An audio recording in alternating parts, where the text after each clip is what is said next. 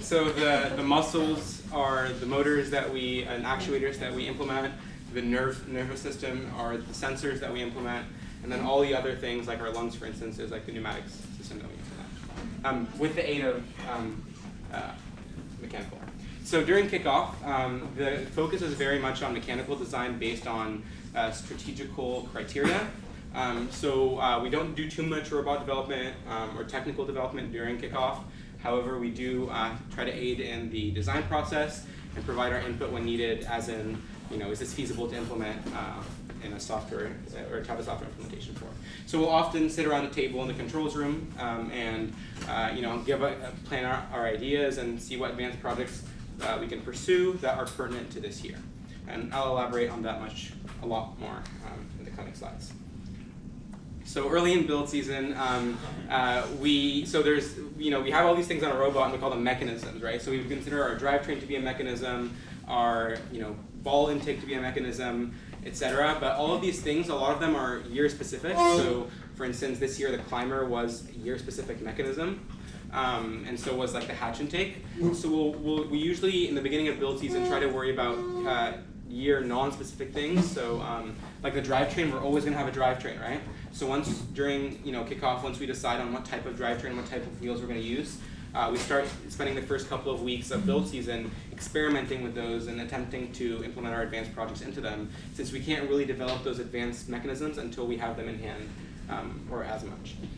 So a lot of times in early build season and mid build season, you'll see us pull out the carpet outside and start experimenting with the drivetrains that we already have and do a lot of data collection and analysis, and that's where the data analysis comes in, and we use Python. Speaking of the advanced projects that we often do, I'm going to go through a couple of them that we went through this year that were pertinent. So this one is called, this is Optimus Prime, right? And I'll showcase it off first before explaining what it really is, because you just see an elevator moving right now. So could you turn the audio off? Okay, so what Optimus Prime for us is a state machine. So basically all the driver will have to do is select, I am holding a cargo ball and I want to go to mid-level, for instance, on the rocket. And he clicks one button and the elevator and this forebar, this arm, will go to the right positions, perfectly accelerated and at the maximum velocity that we can calibrate to. By just changing one or two clicks, he can go to either high or mid or low. So all of that is automated for him. All he has to do is select the positions. So it simplifies a lot of driver control. Here's a small, very small snippet of our Optimus Prime state machine. And so you'll note that if you've ever dealt with Java before, it's in class. But this is an example of an advanced project that we would pursue in early build season and then test towards the end of build season. Another example of something that we developed, here, let's wait on the video for a second. So this is called NarWeek Dashboard. We developed this earlier on in the build season, or actually before build season.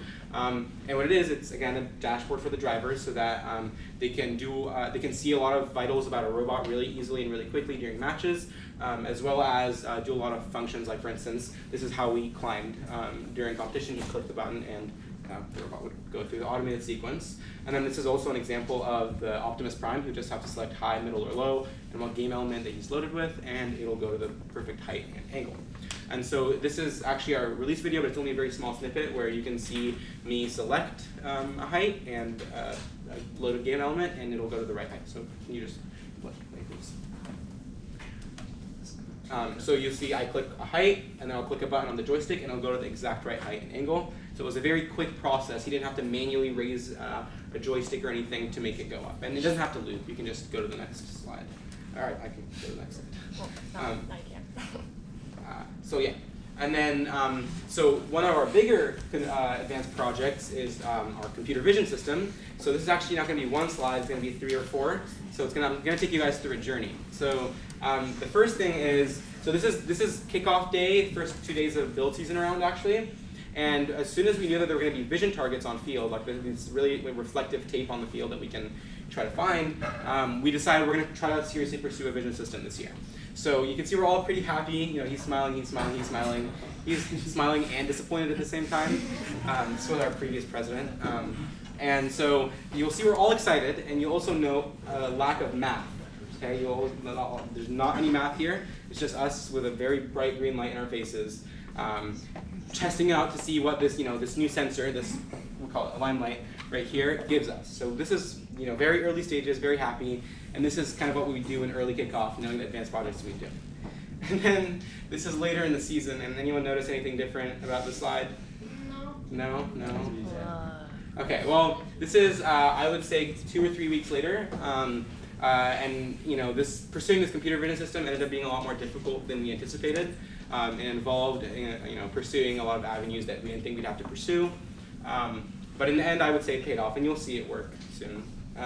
But you have to go through some pain that I went through. And so, another aspect of this is we have a lot of available test sets, I guess. So this is our test bench, and then we have 2 other, pre-bots that are basically just drivetrains that we can use to do whatever we want to do. So a lot of time we'll spend, we'll develop a lot and we'll test a lot on those drivetrains, even though they're not the full robot with the mechanisms on them. So for instance, this drivetrain, since we know we're always going to use a drivetrain, we can do a lot of off-season and pre-season development, and then during build season, we can employ the use of more advanced projects like this computer vision system on our previously developed and characterized drivetrain and other mechanisms. So this is the first time vision worked ever. One of the videos, the person recording gets really excited and starts shaking the phone really harshly in the end. So you can start with 1 and then 2. Okay. So this is just can you pause really quickly? So you'll note that you'll note that before you play, I can just explain it. You'll note that that I'm not really moving the joystick except forward. So that's just to get it started. No. Sorry? Slow-mo or no? No. That's okay. But basically all I'm doing is I'm clicking the trigger, and what the trigger is telling it is turn the limelight on, turn our vision system on, and as soon as you lock onto a target, take full control. So as soon as you see this light basically turn on, if I wiggle the joystick around, it won't change anything about robot behavior because the vision system is completely locked on and tracking the target, which is right there, and trying to line up to it. So you'll see I'm just clicking the trigger right now, and then I let go, and I go walk over to check alignment because we drew Sharpie marks, and you'll see that we're almost perfectly aligned. And this is, that's the shaking I was talking about. And so another perspective is from another angle. You'll see that that turn in the beginning was completely automated, and that was you'll figure if you decide to join controls, you'll have a better understanding of what this means. But this is our feedback control implementation of our return values from our vision system. So we can go back into full screen. Thank you.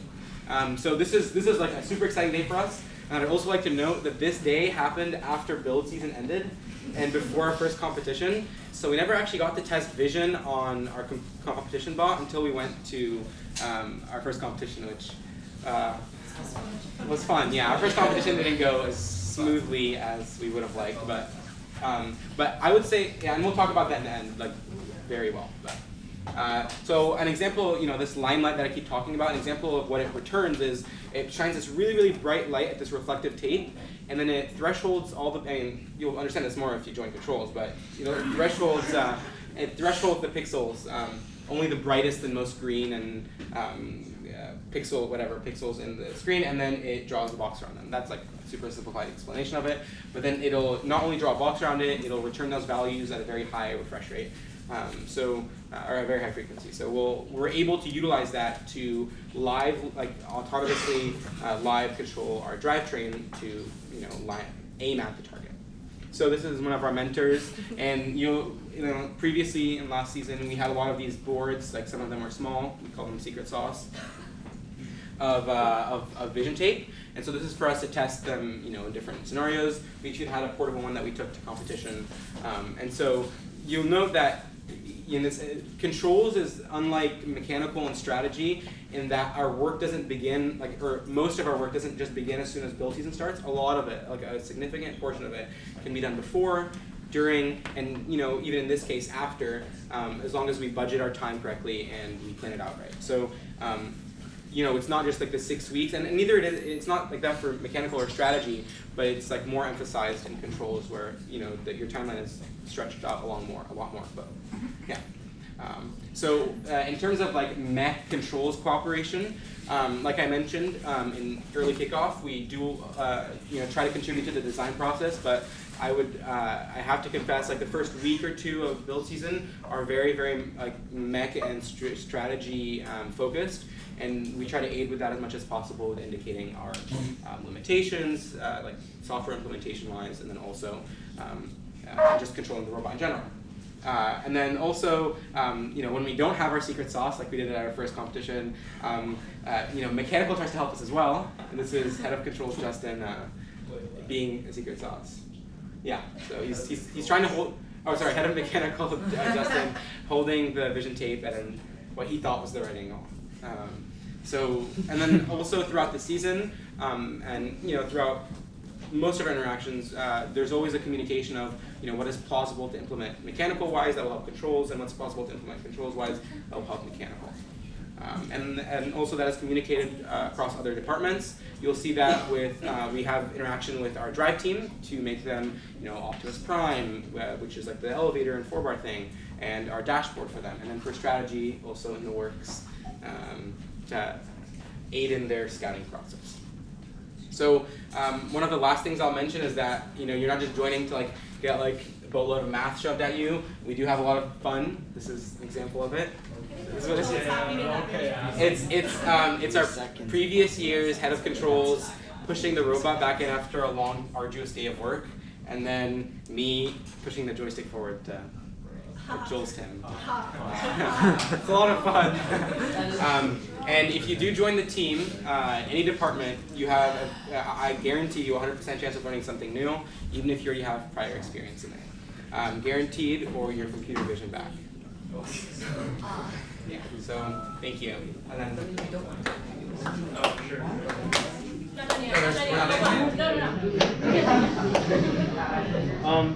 So this is an example of our 2019 build season kind of layout. Obviously, things have changed since. Notably, this bag time on Sunday, February 19th, that is no longer there. We don't have a bag day at all this year. 2020 bag day is removed. And so we can just keep on working on a robot until the first competition hits. But anyways, this is an example of something that the heads of controls and mechanical come together and agree on. And so our January 5th is our kickoff day, which is when the game is released. And then maybe about a weekend, we'd have our drivetrain design locked in. And then maybe 2 weeks in, we have two drive bases, fabricated. And then on the controls front, they have some finished drafting things that they want to hit. And those are just some check marks and timelines to hit. And by January 30, we have completed our first practice bot. So one thing I forgot to mention is we make 2 robots. This is actually going to change. It is no longer the case. We made 2 robots, one for practice and one to be our competition robot, because bag day existed, right? So when you bag up your competition robot, you no longer have access to it, and you can't practice it with it or whatever, or develop controls on it. And so we made our practice robot, and then we would complete our kind of design review of it as a team, mechanical team. And then once that is finished, we head into finalizing the competition robot. And then by February 10th, it is kind of controls' deadline to finish the wiring and plumbing. And yeah, so here's it laid out on a kind of calendar. You'll see this is pretty much right after winter break. We head right into our season pretty much. And it kind of goes all the way until mid-February. But this year you'll see that line extending a bit further into kind of the next week because of no bag being not a thing. Next slide.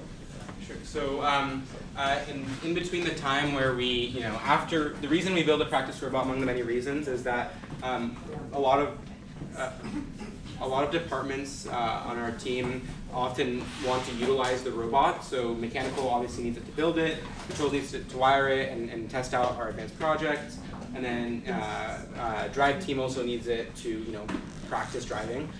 So in between the time where the robot's done, finished, at least the practice bot and our first regional, we try to practice as much as possible. So this is us at one of Torrey Pine's facilities practicing. and you'll see this is us.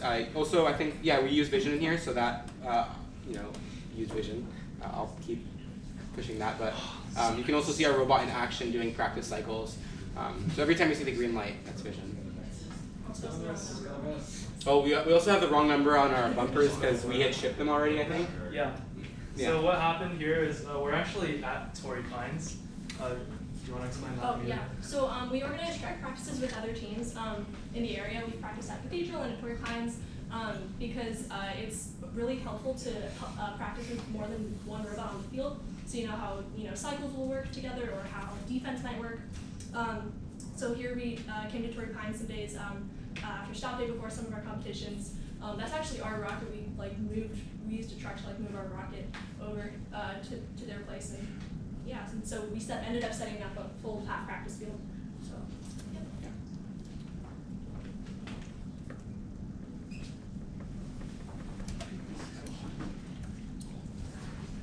So, and then all of that culminates into what we proudly call our final product, right?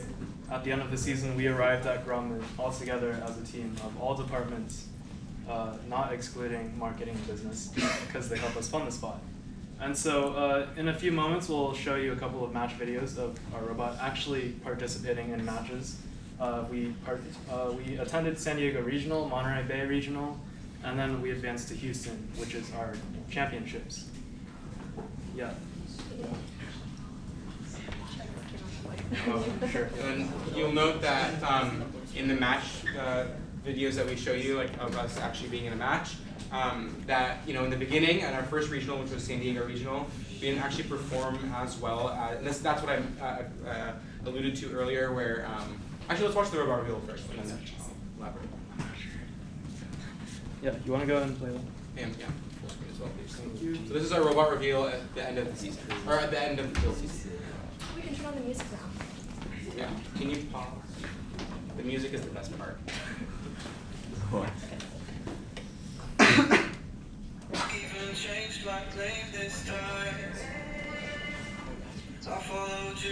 you can see our old hatch mechanism here because we hadn't actually improved it. Old cargo mechanisms. Yeah. That front part of the robot got changed a lot. We got Thanos snapped. Yeah. That's the Demogorgon.